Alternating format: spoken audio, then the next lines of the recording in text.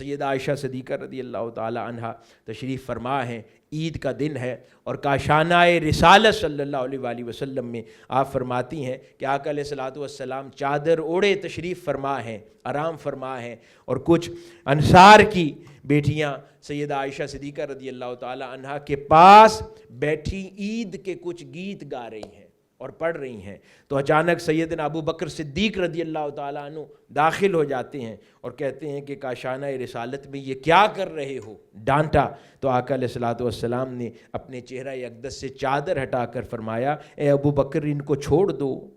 ہر قوم کا ایک عید ہوتی ہے جس پہ وہ خوشی مناتے ہیں، اور آج یہ ہماری عید ہے۔ اب یہ سماع بالمزامیر ہو رہا ہے کاشانہ رسالت صلی اللہ علیہ وآلہ وسلم کے اندر،